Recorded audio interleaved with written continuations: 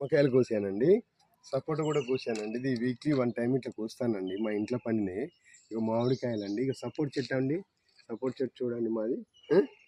నిమ్మకాయలండి weekly 1 time కోస్తాం మా పిల్లల కోసం. ఇట్టండి ఇక మా పనస చెట్టు చూడండి. ఇక్కడ మా పనస చెట్టు అండి, ఇక్కడ పనసకాయలు. ఇక చూడండి, ఇక మామిడికాయలు. మామిడికాయలండి, ఇక మామిడికాయలు. ఇక ఆ మామిడికాయలు చిన్ని.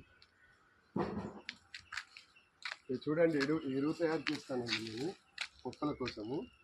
ఎరువు మామిడికాయలు మా ఇంట్లో